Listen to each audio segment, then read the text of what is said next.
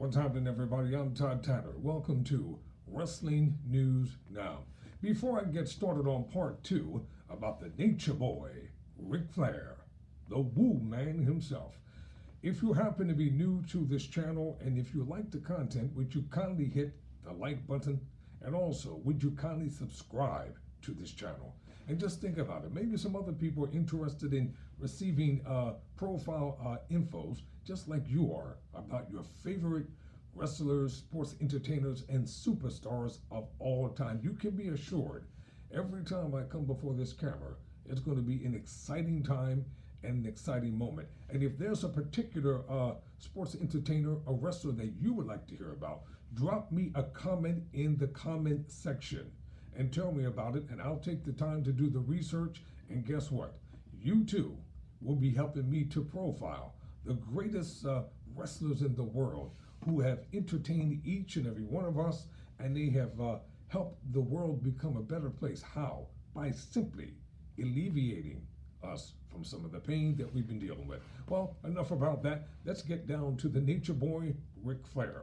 When I left off, I was talking about how the Four Horsemen came into being, and today I'm going to talk about consolidation of power by the Four Horsemen and Jim Crockett Promotions. By 1986, wrestling promoter Jim Crockett had consolidated the various NWA member promotions he owned in a single entity, running under the banner of the National Wrestling Alliance, controlling much of the traditional NWA territories in the Southeast and Midwestern United States. Crockett looked to expand nationally and built his promotion around Flair as champion. During this time, Flair's booking as champion were tightly controlled by Crockett, and a custom championship belt was created for Flair. Flair lost the NWA World Heavyweight Championship in Detroit to Ron Garvin on September 25, 1987.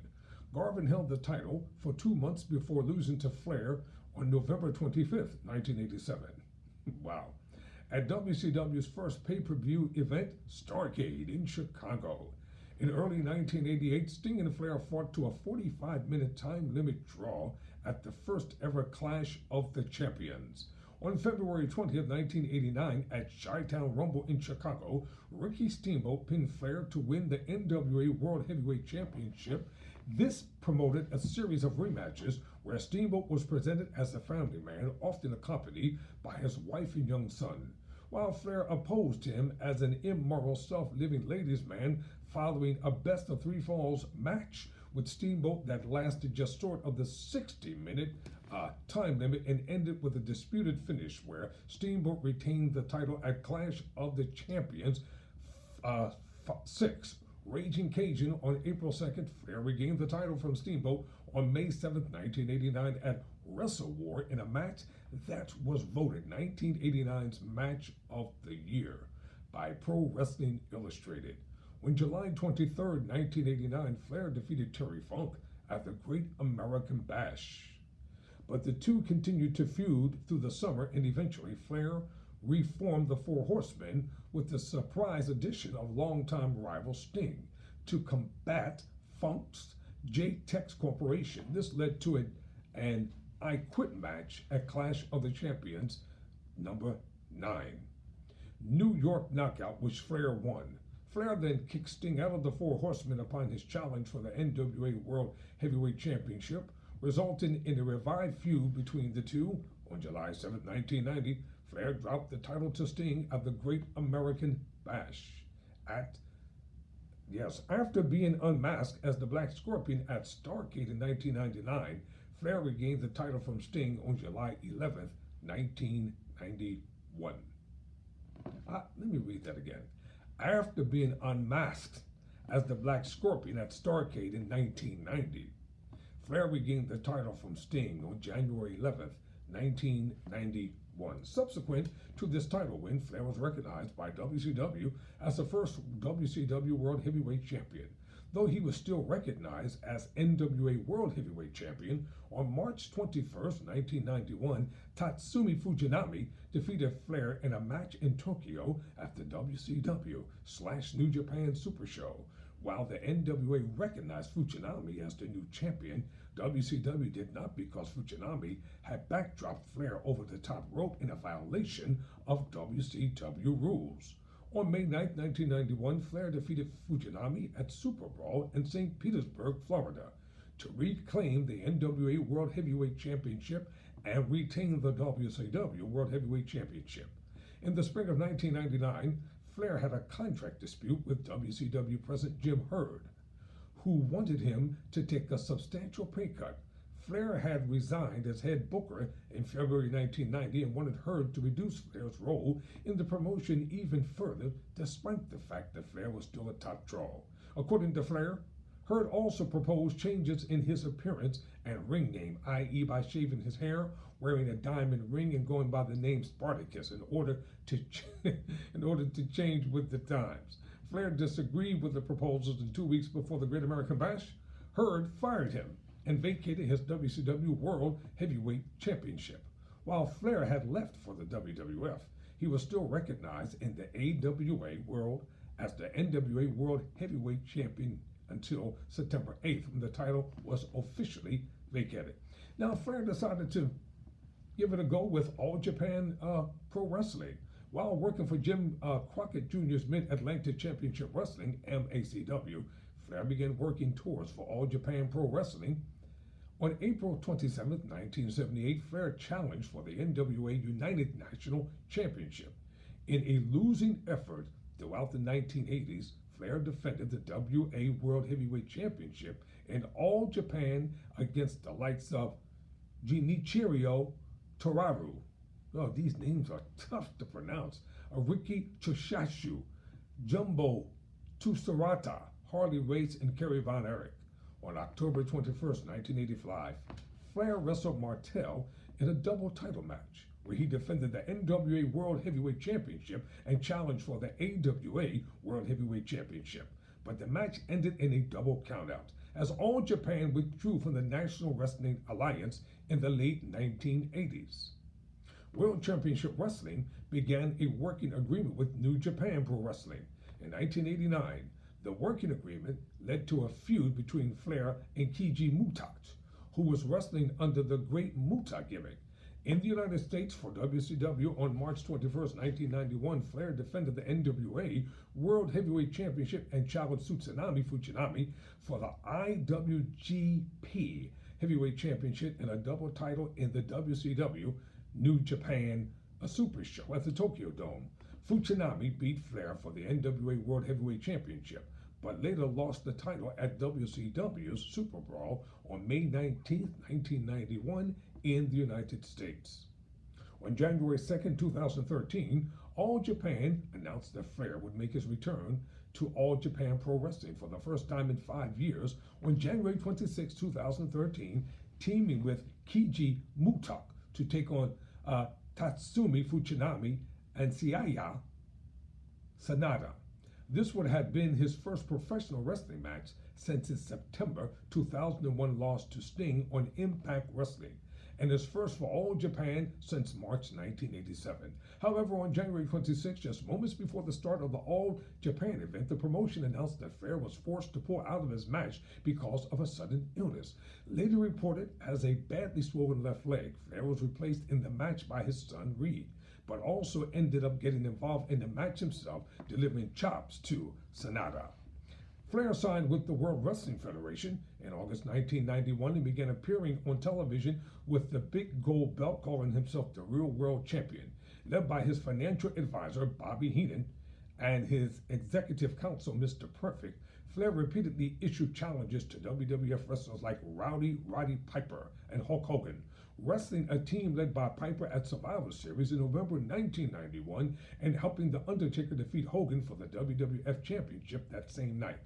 WCW sued Flair in an attempt to reclaim the championship belt, but Flair claimed otherwise due to a loophole in NWA policy. At the time, listen carefully, at the time he first became champion, the NWA required all the wrestlers that it selected to be world champion to put down the security deposit of $25,000, which in effect resulted in the belt being leased to any wrestler who held it. The NWA, in usual cases, returned that deposit and any interest that may have accumulated upon the conclusion of the wrestler's championship reign. They did not do this for Flair before he was terminated by WCW rather. And since the money was still owed to him by the NWA upon his signing with the WWF, Flair believed that the title belt had become his personal property to do with as he pleased. At the 1992 Royal Rumble, Flair won the Royal Rumble match to claim the vacant WWF Championship. Flair entered as number 3 in the Royal Rumble match and lasted 60 minutes, last eliminating Sid Justice with help from Hulk Hogan, who had been eliminated by Justice seconds earlier. Randy Savage then challenged Flair for the WWF Championship as part of the double main event at WrestleMania 8. In the storyline, Flair taunted Savage by claiming that he had a prior relationship with Savage's wife, Miss Elizabeth. Savage defeated Flair for the title at WrestleMania. In July 1992, as Savage prepared to defend the title against the Ultimate Warrior at SummerSlam, Flair and Mr. Perfect sowed distrust between the two by suggesting that they would back one or the other during their match. They actually attacked both Savage and Warrior, resulting in the latter winning by countout and injured Savage's knee. An injury that Flair exploited to regain the title in a match with Savage 3 days later on September 1st in Hershey, Pennsylvania. On September 15th, 1992, Flair defended the WWF Championship against, against Genichiro Tararu at Wrestle Association R event in Yokohama, Japan. The match ended in a draw. Flair's second reign ended when he lost the title to Bret Hart on April 12, 1992 at a house show. Flair teamed with Razor Ramon to take on Savage and Perfect at the Survivor Series in November 1992. Flair appeared in the Royal Rumble January 1993, then lost a loser leaves the WWF match to Mr. Perfect on the next night's January 25, 1993 Monday Night Raw. In a match taped 6 days earlier, Flair had a verbal agreement with Vince McMahon with the condition that if he wasn't going to be used in a main event position and had an offer to go elsewhere, he would be released from his contract. He opted to leave the WWF when he was going to be moved to a mid-card position, and Bill Watts offered to allow him to come back to WCW.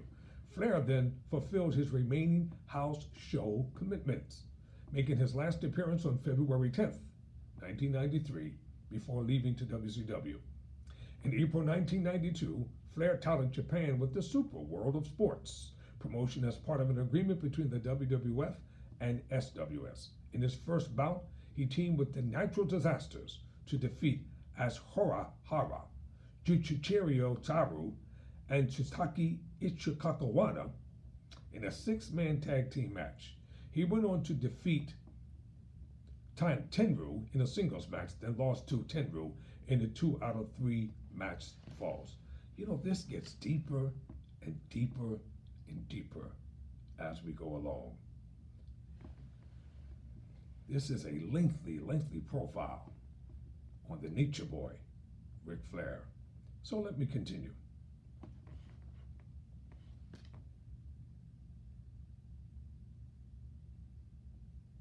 On April 29, 1995, Flair wrestled Antonio Inoki in front of 190,000 spectators in North Korea at the Mayday Stadium in a losing effort under a joint show between New Japan Pro Wrestling and World Championship Wrestling. The event was broadcast on August 4, 1995, on pay-per-view under the title of Collision in Korea. In the fall of 1995, Flair began a short feud with Arn Anderson, which culminated in a tag team match that saw Flair turning on Sting to reform the new Four Horsemen, with Flair as the leader, Arn Anderson, Brian Pillman, and Chris Benoit as the members. With the new Four Horsemen, Flair won the WCW World Heavyweight Championship 2 more times before the NWO Invasion storyline began in WCW, with the first one being in December 1995 at Starrcade, where Flair defeated Lex Luger and Sting by countout. then defeated Savage after 3 4 Horsemen members ran to the ring and Arn Anderson knocked out Savage with brass knuckles, thus allowing Flair to pin Savage to win the match and the title. Afterwards, Savage won back the title on Nitro after Starrcade. But Flair won the next match at Super Brawl 6 to regain the championship.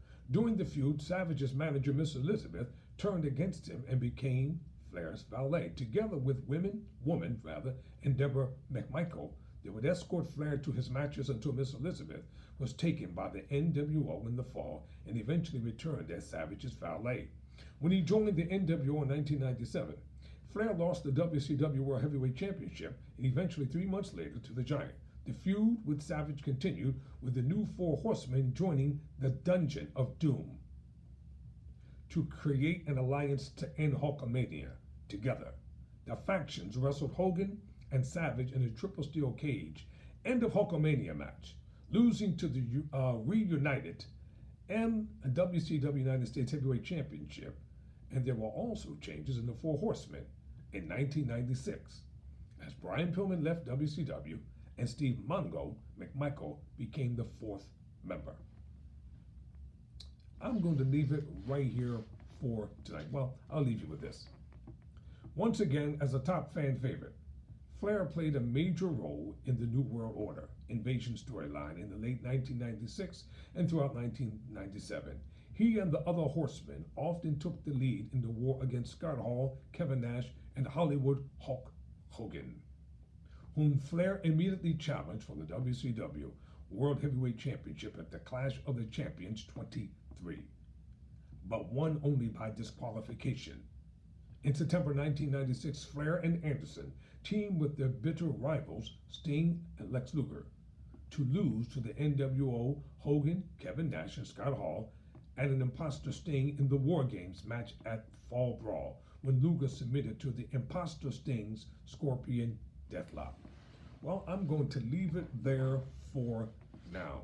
To be continued, the Nature Boy, Ric Flair. Don't forget to like this video and don't forget to subscribe to Wrestling News Now. Until next time, I'm Todd Tanner.